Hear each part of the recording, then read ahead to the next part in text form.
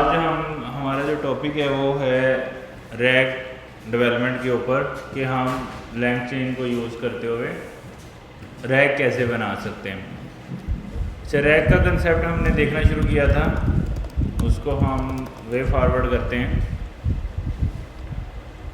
Retrieval augmented generation, उसको हम rag बोलते हैं।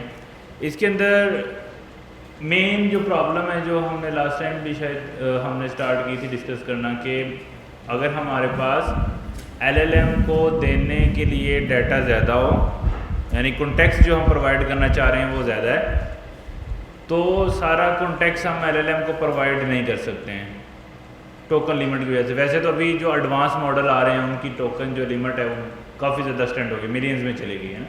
हो सकता है कि 2-3 साल में और भी ऐसे एलएलएम्स आ जाएं जिसके अंदर ये वाला इशू ना हो, लेकिन स्टिल अगर हम लिमिट भी इंक्रीज़ हो जाती है एलएलएम की, उसके बावजूद भी ये प्रॉब्लम रहेगी। उसकी रीज़न क्या है कि अगर आप बहुत ज़्यादा डाटा हर रिक्वेस्ट में दोगे एलएलएम को आंसर प्रोड्यूस करने के लिए, एक तो वो मिस्टेक करेगा ज़्यादा क्योंकि कॉन्टेक्स्ट विंडो ज़्यादा होगी, इररेलेवेंट डाटा भी होगा ना।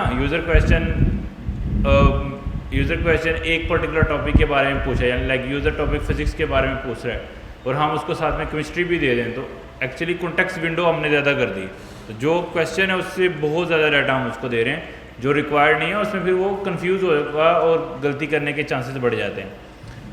फिर एक और प्रॉब्लम है कि ज़्यादा डाटा देंगे तो टाइम भी ज़्यादा लगेगा, लाइक क्योंकि कॉन्टेक्स्ट विंडो ज़्यादा है तो उसको अपलोड होने में, उसको ट्रांसफ़र होने में, एक पर्टिकुलर क्लाउड से दूसरे क्लाउड पे जाने में भी टाइम ज़्यादा लगता है। तो ये भी एक जो है वो प्रॉब्लम देखने को नज़र आएगी। अब इन सारे प्रॉब्लम का सलूशन रैग है। रैग का क्या मतलब है कि अगर आप एक पर्टिकुलर डाटा में से क्वेश्चन आंसर पूछना चाह रहे हैं तो वो चाह रहा है कि सारा डाटा आप एज ए इनपुट ना दो। यानी वैसे अगर हम बात अंडरस्टैंड करें यहाँ पे,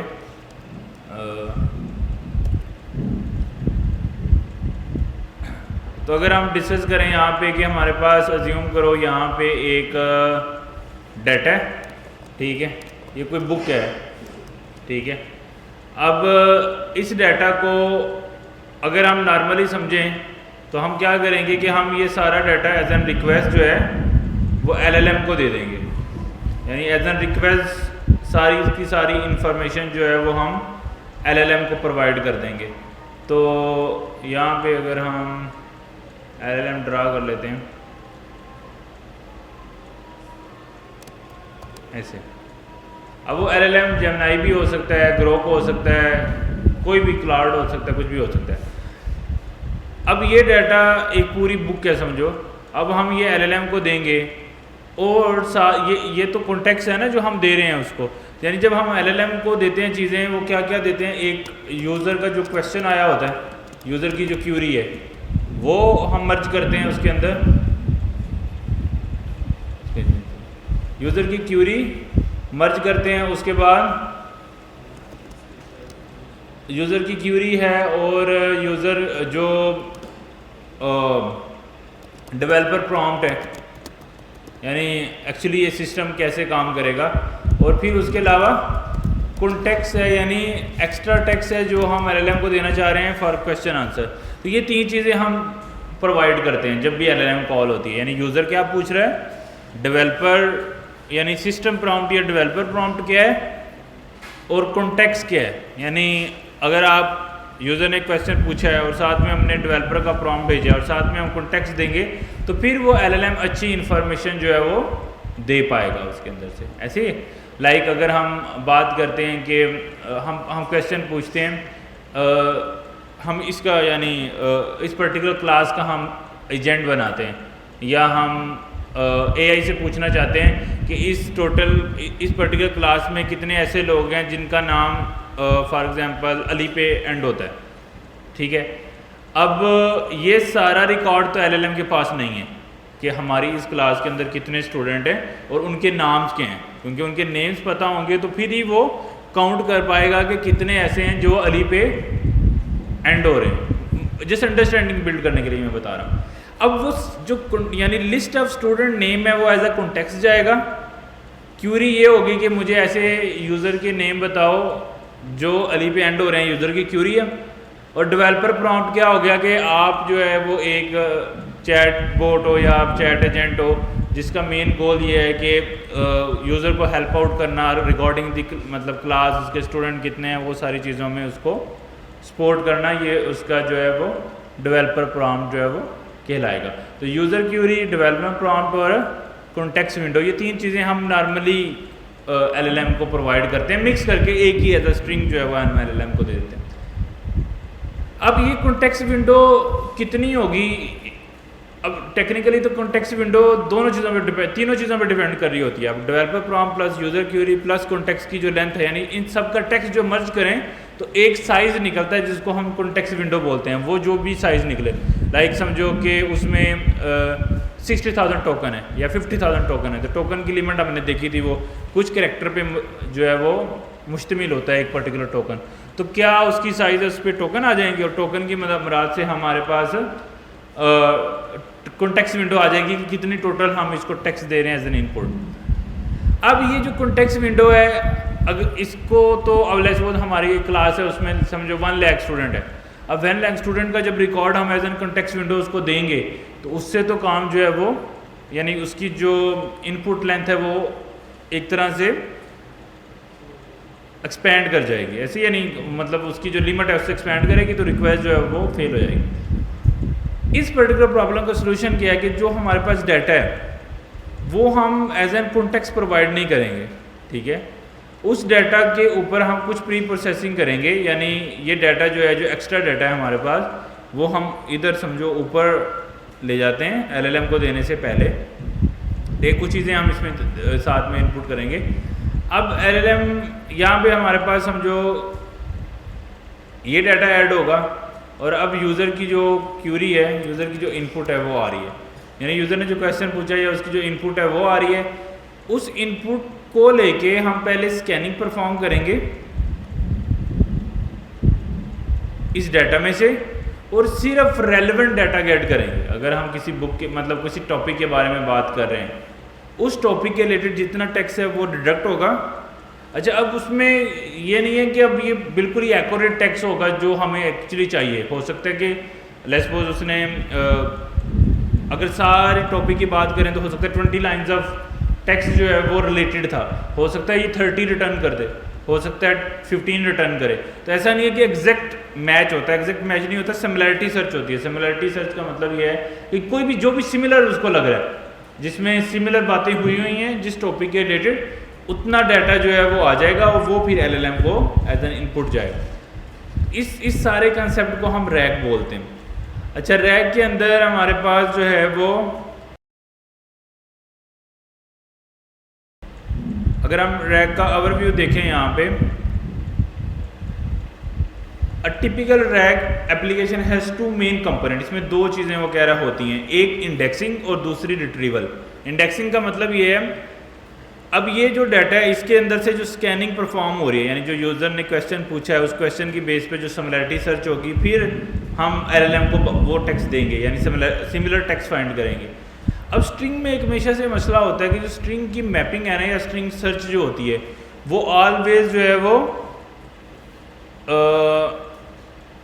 यानी जो स्ट्रिंग की सर्च होती है वो ऑलवेज टाइम टेकिंग प्रोसेस है। यानी अगर आप 2 नंबर को कंपेयर करो आपस में और 2 स्ट्रिंग को कंपेयर करो आपस में, तो उनका जो टाइम कम्प्लेक्सिटी निकलती है, जो स्ट्रिंग है ना उसमें टाइम ज़्यादा लगता है। तो अगर टेक्स्ट बहुत ज़्यादा हो तो उसके अंदर दरमियान में कंपैरिजंस वगैरह करते हैं, तो उसका जो टाइम है ना, टाइम कम्प्लेक्सिटी, यानी कि एक पर्टिकुलर कोड को कंपेयर करने के लिए 2 स्ट्रिंग को जो टाइम लगता है वो नंबर की निस्बत समझो 100x ज़्यादा है, वो काफ़ी ज़्यादा स्लो हो जाता है। तो अब प्रॉब्लम ये है कि अगर हम ये डाटा जो भी इंफॉर्मेशन है जो LLM के पास नहीं है, इसको हम इसी एक्चुअल इंग्लिश वाली स्ट्रिंग में ही रखेंगे, तो उससे होगा ये, जब सिमिलरिटी सर्च होगी तो उसकी जो सर्च की कैपेबिलिटी है वो स्लो हो जाएगी। तो यानी यूज़र ने पूछा है कि tell me about tell me the hotel name.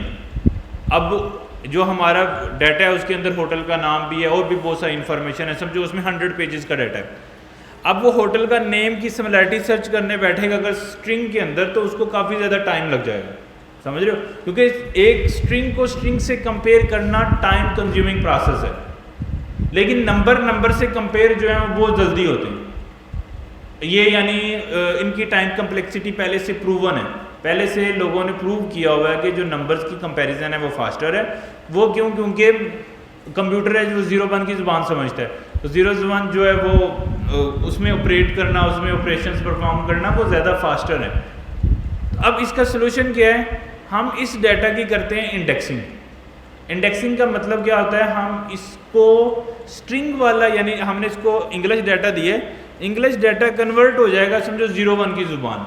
अगर हम इसको बहुत मटेरियलिस्टिक सोचें कि ये 0-1 की ज़ुबान के अंदर जो है वो शिफ्ट हो जाएगा।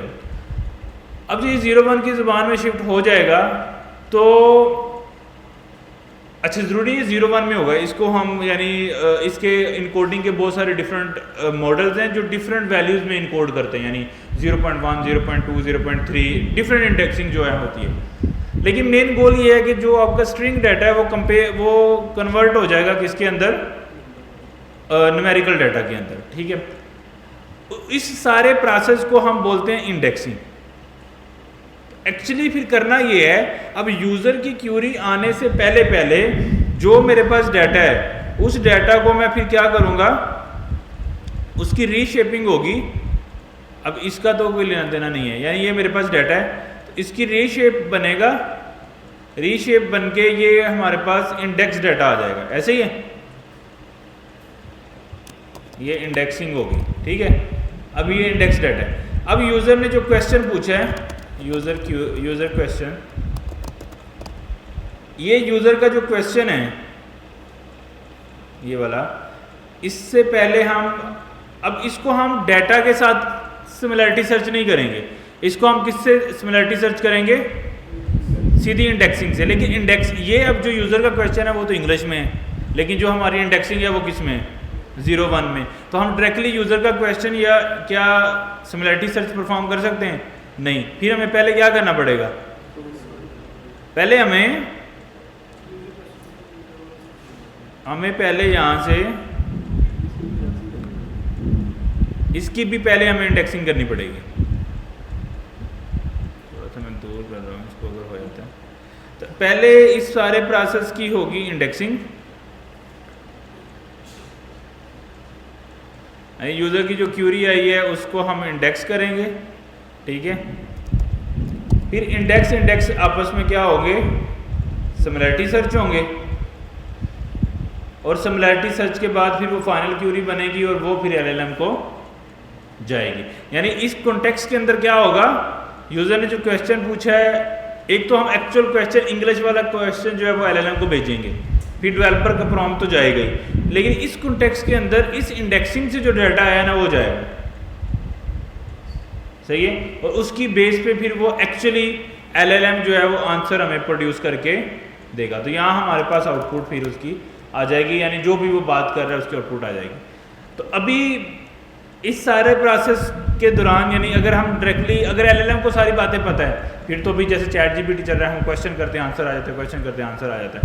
लेकिन जो बात एलएलएम को नहीं पता होती उसमें वो सॉरी कर लेता है। लेकिन अगर हम कोई ऐसी एप्लीकेशन बिल्ड कर रहे हैं जिसके अंदर के हमें ये चीज़ को खुद से मैनेज करना है, तो फिर हमें इंडेक्सिंग जो है वो करनी पड़ेगी। तो दो पार्ट उसने बता दिए कि एक इंडेक्सिंग है और दूसरी जो है वो रिट्रीवल एंड जनरेशन है। अब अगर आपने देखा होगा, यूज़र की क्यूरी के साथ इस इंडेक्सिंग प्रोसेस का कोई लेना देना नहीं है, तो वो एक सेपरेट चीज़ है। और यूज़र की जब क्यूरी आ रही है और उसके थ्रू हम रिट्रीवल कर रहे हैं तो वो एक सेपरेट चीज़ है, ठीक है। तो यानी यूज़र की क्वेश्चन के बाद जो इंडेक्सिंग हुई, इंडेक्सिंग होकर सिमिलरिटी सर्च हुई, इस सारे प्रोसेस को हम रिट्रीवल बोल रहे हैं। क्यों? क्योंकि एक डाटा स्टोर हमारे पास है, इंडेक्स डाटा स्टोर था, उसके अंदर से हमने डाटा को निकालना है, तो निकालने के प्रोसेस को हम रिट्रीवल बोल रहे हैं। तो वो हमारा रिट्रीवल हो गया। रिट्रीवल प्लस जनरेशन, क्योंकि एलएलएम ने उस रिट्रीव्ड शुदा डाटा को लेके नया डाटा जनरेट करना है, तो रिट्रीवल प्लस जनरेशन का प्रोसेस जो है वो सेकंड में होगा, और पहले के अंदर इंडेक्सिंग होगी। अच्छा, इसलिए वो बोल रहे हैं this usually happen offline. Offline का मतलब क्या है? जब यूज़र रन टाइम पे क्वेश्चन करता है तब ये बात नहीं आती। जब यूज़र रन टाइम पे ये क्वेश्चन करता है उस वक्त ये बात नहीं होती, लेकिन ये पहले से हम करके रखते हैं। यानी लेट्स सपोज देखो जो मेरा बिजनेस है उसके पास जो डाटा है, अब वो डाटा तो मेरे पास पहले से पड़ा होगा ना, तो उस डाटा की इंडेक्सिंग में पहले से करके रख लेता हूँ।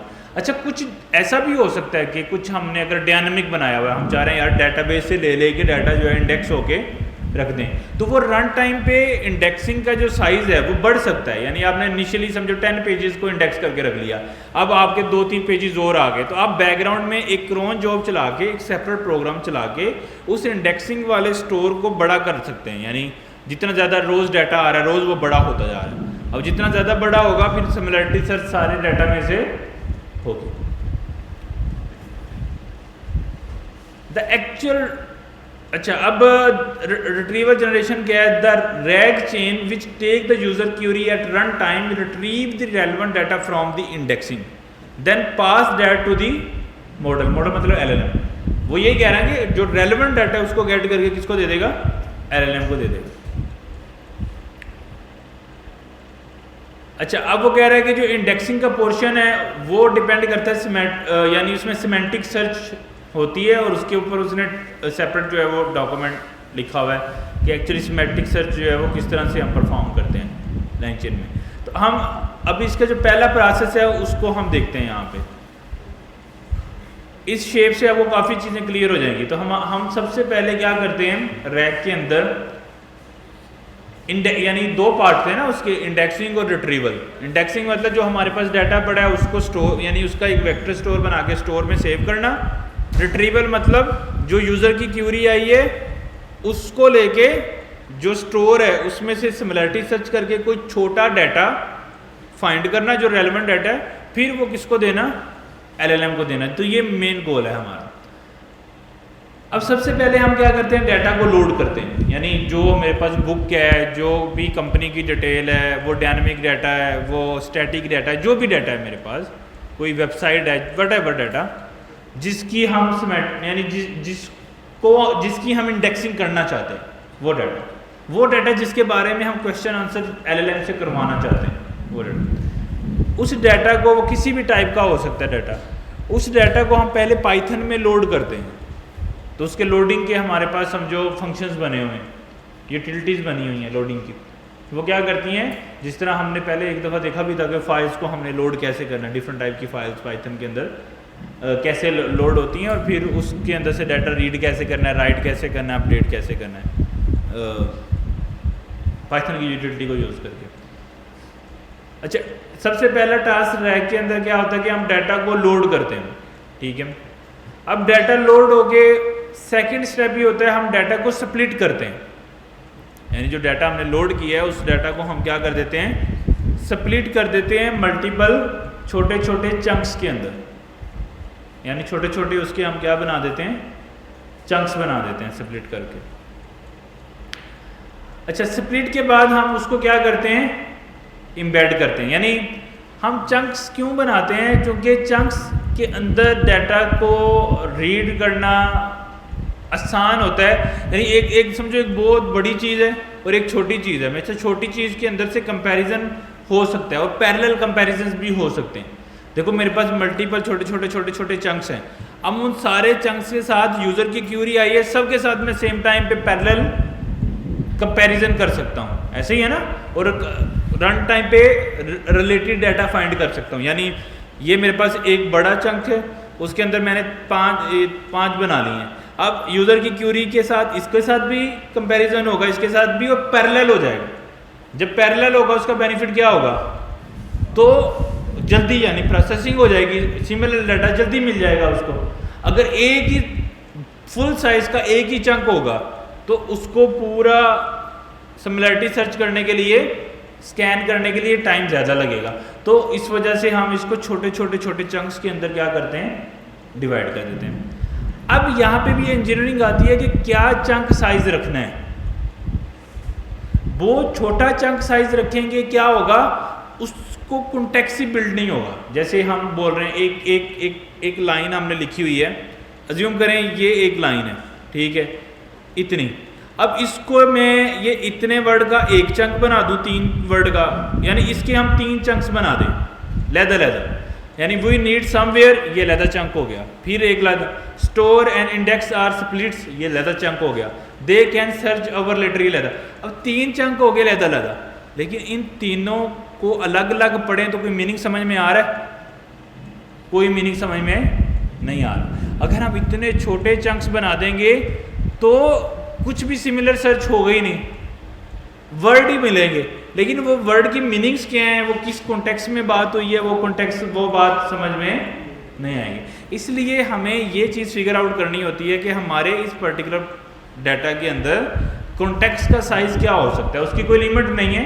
आप 2 कैरेक्टर का भी कॉन्टेक्स्ट बना, मतलब 2 कैरेक्टर का भी चंक बना सकते हो, और 500 लाइनों का भी चंक बना सकते हो, और पूरे डाटा का एक चंक बना सकते हो। तो ये यानी फिर हम थोड़ा सा टेस्टिंग करके देखते हैं कि कहाँ पे आके हमारा एल्गोरिथम, यानी कहाँ पे आके हमारी जो सिमिलैरिटी सर्च है, जो हमारी सिमेंटिक सर्च है, वो अच्छा परफॉर्म कर रही है, उतना हम एक्चुअली चंक जो है वो बनाते हैं। अच्छा, अब इतनी समझ आ गई कि चंक का क्या फार्मूला है और उसको कैसे हमने मैनेज करना है। अब चंक के बाद आती है एम्बेडिंग, यानी सबसे पहले हमने डाटा को लोड कर लिया है, लोड करके छोटे छोटे चंक्स बना लिए। चंक्स क्यों बनाने, मैंने आपको रीज़न बताई है। फिर हमने इसकी करनी है एम्बेडिंग। एम्बेडिंग वर्सेस, मतलब एम्बेडिंग लाइक इंडेक्सिंग। एम्बेडिंग का मतलब क्या होता है कि जो डाटा था वो इंग्लिश लाइक कैरेक्टर में था, अब हर एक का एक वेक्टर बन गया है। ये देखो, ये एक लिस्ट है, ये एक लिस्ट है, एक लिस्ट है, यानी जितने चंक्स उतने क्या बन गए, वेक्टर्स बन गए। उतने क्या बन गए, वेक्टर्स बन गए। अच्छा, उतने वेक्टर बनने के बाद फिर हमने उसको क्या कर लिया, स्टोर के अंदर स्टोर कर लिया। अब ये जो एम्बेडिंग है ना, ये भी समझो एआई का मॉडल ही होता है जो इसको एम्बेड करते हैं। यानी देखो, कोई तो एल्गोरिदम यूज हुआ होगा ना जो टेक्स्ट को कन्वर्ट कर रहा है, और इस फॉर्मेट में करना है कि बाद में वो दोबारा रीशेप होके उसका मीनिंग भी समझ आ सके। तो इसके लिए भी हमें सेम जो है वो एम्बेडिंग मॉडल यूज़ करना पड़ता है।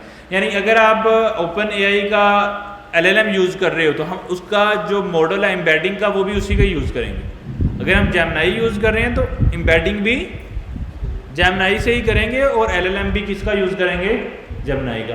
अगर हम ग्रोक यूज़ कर रहे हैं तो एम्बेडिंग भी ग्रोक से करेंगे, और एलएलएम भी किसका होगा, ग्रोक सा होगा, ताकि फिर वो सेम मतलब एम्बेडर यूज़ करेंगे तो उसकी जो आउटपुट है, उसकी जो मतलब ऑप्टिमाइजेशन है वो ज़्यादा होगी, और उससे हमें रिजल्ट जो है वो अच्छे देखने को मिलेंगे। अच्छा, इसके बाद हम इसको स्टोर कर लेते हैं, और वो स्टोर जो हम करते हैं उसको हम बोलते हैं वेक्टर स्टोर। क्यों वेक्टर स्टोर क्यों बोलते हैं, क्योंकि ये एक वेक्टर है। वेक्टर किसके बोलते हैं, जब याद है हमने इमेज को जब कन्वर्ट करते थे, यानी इमेज को जब हम 0-1 में कन्वर्ट करते थे पहले, तो उसका हम क्या बनाते थे, एक वेक्टर बनाते थे, एक टेंसर एक वेक्टर बनाते थे। चूंकि ये अब सारे वेक्टर्स बन गए हैं, अब वेक्टर को एक जगह जमा रखना है, तो उसके लिए हम उस वर्ड को क्या बोलते हैं, वेक्टर स्टोर। क्या बोलते हैं, वेक्टर स्टोर। वेक्टर मतलब numerical shape of actual data, और स्टोर मतलब आपने उसी शेप के अंदर डाटा को स्टोर कर दिया है, यानी वेक्टर्स के शेप में डाटा को स्टोर, वेक्टर स्टोर होंगे। अब ये जो स्टोर होता है डाटा, अब स्टोर डाटा तो परमानेंट होता है, यानी डाटा को हमने पता है ना, जब से कंप्यूटर पढ़ा है 2 तरीके से सेव हो सकता है, या रैम में या रोम में। रैम मतलब टेम्परेरी, यहाँ तक जितना काम किया था, लोड किया, स्प्लिट किया, एम्बेड किया, ये तो क्या था, रैम में। क्या किस में था, रैम के अंदर था। लेकिन ये जो स्टोर है ये क्या होना चाहिए, ये तो परमानेंट होना चाहिए। क्यों,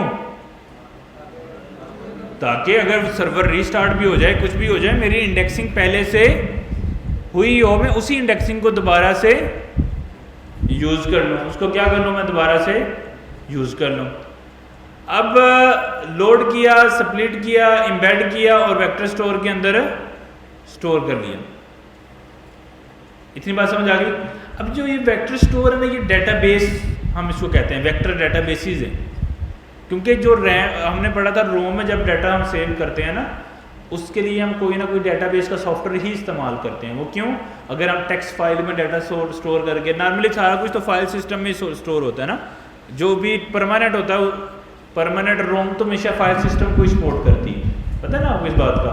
यानी रैम में हम वो बनाते हैं इंडेक्सेस में डाटा स्टोर होता है, लेकिन रोम के अंदर फाइल्स की शक्ल में होता है। अक्सर आपने अपनी हार्ड ड्राइव में डाटा जब स्टोर करते हैं तो फाइल जैसे इमेज वीडियो चीज़ें फाइल्स में स्टोर करते हैं ना, तो ये भी अगर रोम में जो कुछ भी सेव होता है वो किस में होता है, फाइल्स की शक्ल में ही होता है। अगर हम एक्चुअली खुद फाइल्स बना बना के सेव करने लग गए ना, तो वो फिर काफ़ी ज़्यादा बड़ा काम हो जाता है। क्यों? क्योंकि उसकी फिर अपने लेवल की ऑप्टिमाइजेशन हमें अचीव करनी होती है, समझ रहे हो। इसीलिए हम पोस्टग्रेस एसक्यूएल यूज़ करते हैं, इसीलिए हम मोंगोडीबी यूज़ करते हैं। उनका काम क्या है? रोम में डाटा स्टोर करना, परमानेंट डाटा स्टोर करना, ऐसे ही है, यानी फाइल सिस्टम में डाटा स्टोर करना। लेकिन वो हमें क्या फीचर देते हैं? परफॉर्मेंस ऑप्टिमाइजेशन, क्यूरीज, कि आप डाटा को आसानी से सेव कर सको और आसानी से रीड कर सको, यही चीज़ें हमें वो प्रोवाइड करते हैं। अब लोड किया, स्प्लिट किया, एम्बेड किया और साथ में स्टोर कर लिया, ठीक हो गया। अब स्टोर करने के लिए हमने डेटाबेस का इस्तेमाल किया। अब यहाँ पे बहुत सारी डिफरेंट डेटाबेसेस हैं, जिस तरह एसक्यूएल की बहुत सारी डेटाबेसेस हैं, नो एसक्यूएल की बहुत सारी डेटाबेसेस हैं, ट्रेडिशनल जो डेटाबेसेस हैं, इसी तरह वेक्टर की भी बहुत सारी डेटाबेसेस हैं। अब ये क्वेश्चन पूछ सकते हैं सर कि वेक्टर की क्यों ज़्यादा डेटाबेसेस हैं, यानी वेक्टर की डेटाबेसेस क्यों है सेपरेटली, ट्रेडिशनल डेटाबेसेस में क्यों नहीं सेव कर रहे, यानी पोस्टग्रेस एसक्यूएल में सेव करते हैं वेक्टर को, क्या फ़र्क पड़ता है, या मोंगोडीबी में सेव कर दें। अच्छा, यहाँ पे आता है स्ट्रक्चर डाटा और अनस्ट्रक्चर्ड डाटा का कंसेप्ट। स्ट्रक्चर डाटा जिसमें हमें पता होता है क्या डाटा सेव हो रहा है किस वैल्यू के अंदर, यानी की भी पता होती है और वैल्यू भी पता होती है। ऐसे होता है ना, जब हम पोस्टग्रेस एसक्यूएल में सेव करते हैं तो कॉलम तो ईमेल है, तो ईमेल के नीचे क्या आएगी, ईमेल ही आएगी, इसको कहते हैं स्ट्रक्चरल डाटा। मोंगोडीबी में भी आपने ईमेल की की बनाई है, कॉलन वैल्यू लिखी है, तो that is called structural data. वो स्ट्रक्चरल डाटा हमारा बन गया। अब एक तरफ तो हो गया स्ट्रक्चरल डाटा और दूसरी तरफ हमारे पास क्या होगा, अनस्ट्रक्चर्ड डाटा। ट्रेडिशनल डेटाबेसेस जो हैं वो सिर्फ स्ट्रक्चरल डाटा पे अच्छा परफॉर्म करती हैं, अनस्ट्रक्चर्ड डाटा पे अच्छा परफॉर्म नहीं करती।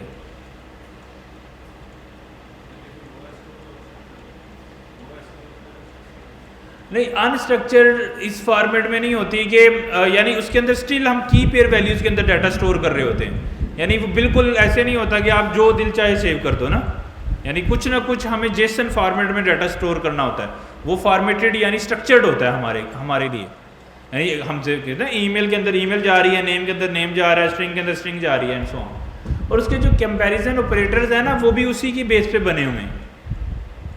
तो इसलिए हम अगर वेक्टर को उन ट्रेडिशनल डेटाबेसेस में स्टोर करेंगे तो अच्छा रिजल्ट नहीं आएगा, यानी उनकी परफॉर्मेंस जो है वो अच्छी नहीं होगी। एक सर्च को परफॉर्म करने में बहुत टाइम लग जाएगा। अगर आपने एसक्यूएल डेटाबेसेस को अच्छी तरह डिफाइन ना किया हो और आप स्ट्रिंग के कंपैरिजन कर रहे हो, तो अक्सर जगहों पे ये हमेशा से प्रॉब्लम रहता है कि वो एक क्यूरी करने के लिए ना, नेम को नेम से सर्च करने के लिए अगर डेटाबेस बहुत बड़ी है बहुत टाइम ले जाती है। इसीलिए फिर हम डेटाबेस एडमिनिस्ट्रेटर हायर करते हैं, फिर वो हमें क्यूरीज बना के देते हैं जो ऑप्टिमाइज है, लेकिन वो बहुत स्ट्रगल करते हैं to achieve one single goal कि एक लॉन्ग डाटा में से क्यूरी परफॉर्म हो सके, और वहाँ पे बहुत स्लो आपको एप्लीकेशन फील होती है। और ये तो मतलब ट्रेडिशनल डेटाबेसेस में ये हमेशा से चैलेंज रहता है कि क्यूरी जा रही है, लोडर ही चली जा रहा है। अक्सर ऐप्स आपने भी ऐसे यूज़ किए होंगी जिनमें लोडर बहुत चलते हैं, फिर आगे छोटा सा डाटा शो होता है। क्यों? क्योंकि उन्होंने डेटाबेस को सही से डिफाइन नहीं किया हुआ, या फिर वो डेटाबेस में क्यूरीज मल्टीपल हो रही हैं, ज्वाइन जब होते हैं 3-4 टेबल में से इकट्ठे डाटा मर्ज करके लेके आना एंड सो ऑन, वो टाइम ले लेता है वो चीज़। अब वेक्टर स्टोर जो है ना, वो इसी मकसद के लिए बनाई गई है, यानी वेक्टर स्टोर की जो डेटाबेस है जैसे फेस है, पॉइंट कोइन है, ये इनका मकसद ही ये है, इनका गोल ही ये है कि वेक्टर्स को स्टोर करना और वेक्टर्स के अंदर सिमिलैरिटी सर्च को परफॉर्म करना, यानी सिमेंटिक सर्चिंग करना, ये इनका गोल है। और इन्होंने जो अपने टूल्स बनाए हुए हैं, जो फंक्शंस बनाए हुए हैं या क्यूरीज बनाई हुई हैं, वो परफॉर्म ही ये काम करने के लिए होती हैं। समझ आई बात? तो ये वेक्टर स्टोर हो गया हमारे पास। तो अभी यहाँ तक एक दफ़ा देखें इसको एक और से नज़र, और इसमें से पूछें कोई अगर आपको बात समझ नहीं आई। कि हमारे पास एक रार फाइल थी, उसको लोड कर लिया पाइथन में, रैम में स्प्लिट कर लिया, स्प्लिट करके एम्बेडिंग मॉडल से एम्बेड कर लिया और उसको परमानेंटली वेक्टर स्टोर के अंदर स्टोर कर लिया। ठीक है, वेक्टर स्टोर हार्ड में कहीं ना कहीं वो डाटा जो है वो स्टोर कर देगा। एम्बेडिंग हमने डिस्कस किया है कि अगर आपके पास टेक्स्ट हो ना, टेक्स्ट, वो टेक्स्ट जो है वो एक स्ट्रिंग है, दो स्ट्रिंग आपस में जो कंपैरिजन उसका है, जिसकी जो टाइम कम्प्लेक्सिटी है वो बहुत हाई होती है। समझो, अज्यूम समझने के लिए अगर हमारे पास 1000 कैरेक्टर हैं तो वो 1 मिनट लेगा सर्च करने में, सही है, फॉर एग्जांपल हम दे रहे हैं।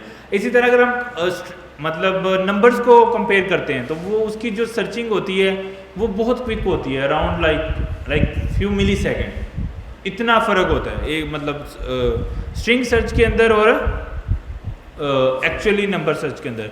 इसीलिए अक्सर आप डाटाबेसेस देखेंगे उसमें डाटा जैसे वीक डेज है ना, तो वीक नंबर नहीं रखा गया उनको, यानी वीक नेम नहीं रखा गया, Monday, Tuesday and so on. अक्सर लैंग्वेजेस के अंदर वो 0, 1, 2, 3 है। वो क्यों है कि 0 का समझो संडे है, 1 का मतलब मंडे है, तो 1 से कंपेयर हो गया, उसका मतलब आज मंडे है। वो फास्टर कंपैरिजन है एज कम्पेयर टू हम मंडे टेक्स्ट को मंडे टेक्स्ट के साथ कंपेयर करें, वो लेस जो है ऑप्टिमाइज टेक्स्ट है। तो एम्बेडिंग ये करती है कि जो आपका एक्चुअल स्ट्रिंग टेक्स्ट होता है उसको 0, 1 में कन्वर्ट कर देती है, यानी उसको उसका वेक्टर बना देती है। तो उसके लिए ये वेक्टर कैसे बनाना है, इसके लिए भी हम AI मॉडल यूज़ करते हैं। तो वो डिफरेंट एम्बेडिंग के मॉडल हैं। हर एक LLM बनाने वाली कंपनी ने एम्बेडर भी बनाए हुए हैं अपने, क्योंकि उन्होंने भी जब LLM बनाया होगा उन्होंने भी डाटा की सारी एम्बेडिंग की होगी, तो उनको पता है कि उनका LLM किस तरह की एम्बेडिंग पे अच्छा परफॉर्म करता है, तो उन्होंने सबने एम्बेडिंग के मॉडल भी बनाए हुए। यहाँ तक हो गया। अब इसको एक दफ़ा पढ़ भी लेते हैं तो आगे और तो आगे चीज़ें जो हैं वो क्लियर हो जाएँ। किधर चले? हाँ, उसके ऊपर वो मैं बताऊंगा कि कौन कौन से जो ज़्यादा यूज़ हो रहे हैं मार्केट के। अब देखिए डेटाबेसेस तो बहुत सारी हैं, वो हमने बताया ना कि पोस्टग्रेस SQL यूज़ करें अगर आप SQL में, वर्सेस MySQL, और बहुत सारी हैं, उनको यूज़ ना करें, और जो MongoDB को यूज़ करें। तो ट्रेंड को फॉलो करना होता है, ट्रेंड है और डेटाबेसेस के फीचर होते हैं, चीज़ें होती हैं। तो इसमें भी 3-4 डेटाबेसेस हैं जो ज़्यादा कॉमनली यूज़ होती हैं, और उसमें से भी एक दो ऐसी डेटाबेसेस हैं जो ज़्यादा फ्रिक्वेंटली हम यूज़ करते हैं। तो वो ट्रेंड को हम फॉलो करेंगे तो हमें समझ आ जाएगी।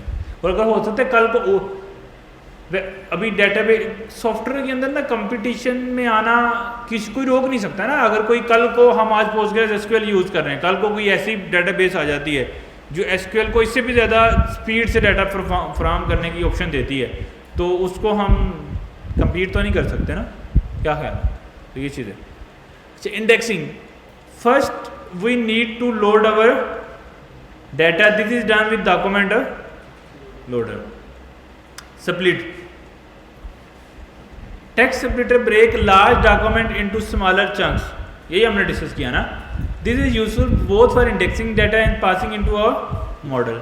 अ large chunks are harder to search over, वो कह रहा है कि अगर बड़ा चंक होगा उसको सर्च करना मुश्किल होगा, and won't fit in the model finite context window. अच्छा, store, we need to somewhere store index our splits so they can be search our later. This is often using vector store or embedding a model. Embedding model को use करके हम vector store के अंदर इसको store करते हैं, ये normal process हम फॉलो करते हैं। अच्छा, दूसरा प्रोसेस क्या है? रिट्रीवल, कि अब रिट्रीवल कैसे होगी? अच्छा, जो यूज़र का क्वेश्चन आया है उसको लेके हम सिमिलैरिटी सर्च बनाएंगे। अगर समझो हमारे पास ये डिफरेंट वेक्टर्स थे, अब यूज़र की क्यूरी इस वेक्टर के अंदर इन दो चीज़ों से मैच कर रही है, इससे मैच कर रही है, इससे मैच कर रही है, जिससे मैच कर रही है ना उतना टेक्स्ट जो है वो उठा लेगा, यानी सिमिलैरिटी सर्च जब हम करेंगे या सिमेंटिक सर्चिंग करेंगे वो उतना टेक्स्ट जो है वो उस पर्टिकुलर टेक्स्ट में से ले लेगा। वो लेने के बाद अब यूज़र का जो क्वेश्चन था प्लस जो ये कॉन्टेक्स्ट आ गया हमारे पास, जो सिमिलर डाटा आ गया। अब पूरा डाटा नहीं दे रहे हम, कौन सा दे रहे हैं? Similar data. अब जो सिमिलर डाटा आ गया प्लस यूज़र का क्वेश्चन आ गया, वो हमारा क्या बन गया? और साथ में सिस्टम प्रॉम्प्ट, वो हमारा एक्चुअल में क्या बन गया? प्रॉम्प्ट। वो प्रॉम्प्ट किसको जाएगा? LLM को, और LLM उसका क्या जनरेट करेगी? आंसर।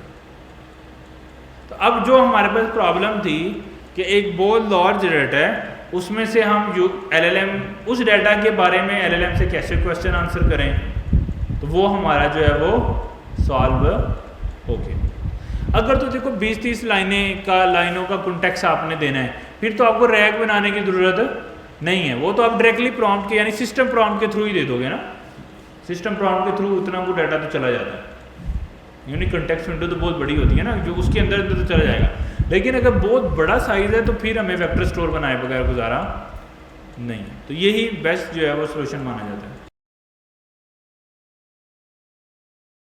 नहीं, इसीलिए हमने डिस्कस किया है कि जो LLM है वो सेम ही यूज़ कर रहे हैं, यानी जिसका एम्बेडर यूज़ कर रहे हैं उसका ही LLM यूज़ कर रहे हैं। तो अब उसको ऑलरेडी पता है इस पर्टिकुलर एम्बेडिंग के मीनिंग्स क्या हैं, क्योंकि वो लेट्स सपोज अगर हमने OpenAI का एम्बेडर यूज़ किया है तो हम LLM भी OpenAI का यूज़ करेंगे। अगर हम Gemini यूज़ करेंगे तो वो एरर थ्रो करेगा, क्योंकि वो उसको अंडरस्टैंड नहीं कर पा रहा। तो उसको ऑलरेडी मीनिंग पता है कि इस पर्टिकुलर एम्बेडिंग कैसे हुई है, फिर वो उसके अपने एंड पे उसको समझो जो भी हैंडल करता है उसकी टेक्स्ट जनरेट करने के लिए, उस एम्बेडिंग को यूज़ करके वो डेफिनेटली उसको रीशेप करता होगा, रीशेप करके उसको एक्सेल शेप में यानी स्ट्रिंग्स में लेके आता होगा और उससे फिर वो टेक्स्ट जनरेट करता होगा। या और भी चीज़ें हो सकती हैं, क्योंकि जो हम क्यूरी देते हैं LLM को से डायरेक्टली उसी क्यूरी को पार्स करता है, उसकी भी तो वो इंडेक्सिंग करता है। यानी अगर हम ChatGPT पे कुछ लिखते हैं, हमें तो टेक्स्ट नज़र आ रहा है कि हमने टेक्स्ट भेजा और टेक्स्ट की आउटपुट आ रही है, लेकिन एक्चुअली LLM के लेवल पर ट्रांसफर मॉडल पीछे ट्रांसफार्मर ही यूज़ हुए हैं ना, न्यूरल नेटवर्क, उनके अंदर डाटा इस शेप में तो नहीं यूज़ हो रहा ना, उधर भी क्या बन रहे होंगे, वेक्टर्स ही बन रहे होंगे। तो वो वेक्टर ही एक्चुअली प्रोसेस होते हैं LLM के अंदर। तो अंडर की सारी लॉजिक तो वेक्टर पे ही चल रही है। क्या ख्याल है?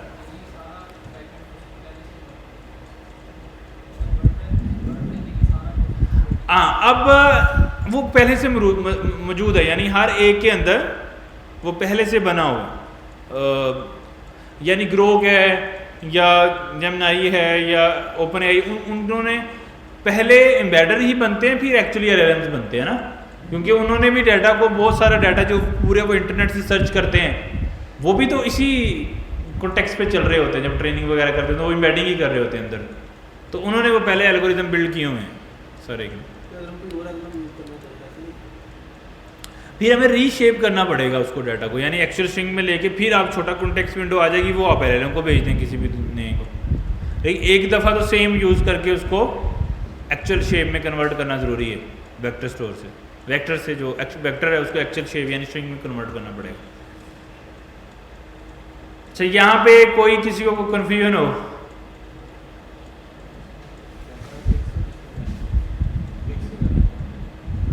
हाँ, उसका भी पिक्स का भी वेक्टर बन जाता है, उसकी भी सिमिलरिटी सर्च होती है, लेकिन अभी तक कोई इतने खातर अच्छे रिजल्ट देखने को नहीं मिल रहे हैं। उसमें अभी भी वही डीप लर्निंग की मदद से हम यानी सेगमेंटेशंस कर रहे हैं, और वही पुराने मॉडल जो हम यूज़ कर रहे थे मॉडल वही यूज़ हो रहे हैं। लेकिन सिमिलरिटी सर्च जो है वो हो सकती है, लेकिन इतना अच्छे रिजल्ट उसके नहीं है। हमने रिसेंटली एक प्रॉब्लम पे डिस्कशन कर रहे थे, वो क्या थी कि वो चाह रहा था क्लाइंट के नॉर्मली जैसे ये बोर्ड्स बने होते हैं ना, तो इन बोर्ड पे चीज़ें सारी डेफिनेशन चीज़ें लिखी होती हैं। नहीं, खैर वो ये था कि जैसे अगर मैंने एक हेयर कट बनवाया हुआ है, ठीक है, ये मैंने इस तरह से डिज़ाइन किया, अब आप चाह रहे हो मेरे जैसा बनवाओ, अब आपको नहीं पता ये किस बार्बर से बनता है, तो आप मेरी पर्टिकुलर फ़ोटो लो या मुझसे सेल्फी लो। नॉर्मली ऐसे पूछना अच्छा नहीं लगता ना, मेरी पिक्चर क्लिक करो या मेरे साथ, तो उस पिक्चर को उस पर्टिकुलर एप्लीकेशन में डालो, तो वो जिस मतलब जो भी वो मतलब इस तरह का काम करता है उन लोगों को फाइंड कर ले। अब वो कैसे होगा जी? वो उसका आइडिया ये था कि जितने भी बार्बर्स हैं वो हमारी एप्लीकेशन यानी हमारे प्लेटफॉर्म पे रजिस्टर होंगे, और वो जो हेयर कट बनाते हैं उसकी पिक्चर्स बना के डालेंगे।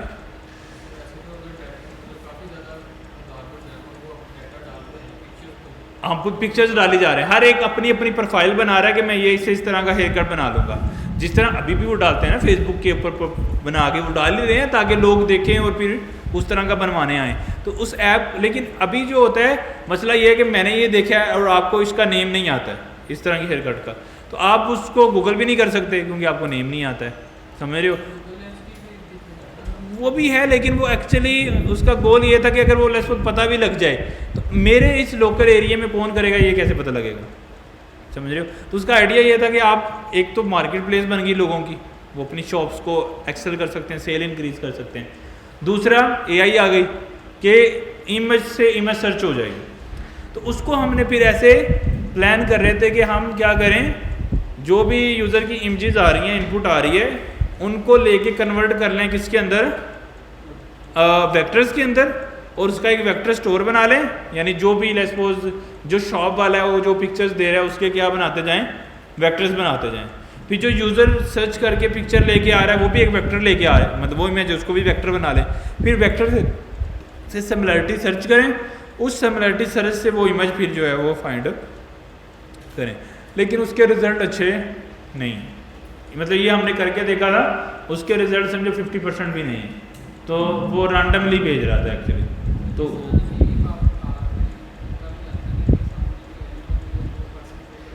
हाँ, लेकिन वो जो टेक्नोलॉजी यूज़ हो रही है वो डिफरेंट है, इसलिए मैं कह रहा हूँ कि इस पर्टिकुलर प्रॉब्लम में अभी तक कोई अच्छा सोल्यूशन वेक्टर स्टोर की मदद यानी सिमिलरिटी सर्च से नहीं आया। इमेजेस को इमेजेस से सर्च करना ना अभी टेक्निकल है, इतना इजी नहीं बना है। स्ट्रिंग में तो काफ़ी फेमस हो गया ना अभी वेक्टर स्टोर, ये रैग इसी वजह से फेमस हुआ है ना, लेकिन इमेजेस का रैग जो है वो अभी इतना ज़्यादा ट्रेंडी नहीं है, यानी उसमें इतने अच्छे रिजल्ट नहीं है, हो सकता है फ्यूचर में आ जाए। अभी वही डीप लर्निंग वाले मॉडल्स ही चल रहे हैं कि आप मॉडल्स ट्रेन करके उसको फिर वो चीज़ें जो है वो चलाते रहेंगे और चीज़ें चलती रहेंगी, तो ये चीज़ जो है वो होती है। एक सेकंड मुझे दीजिएगा।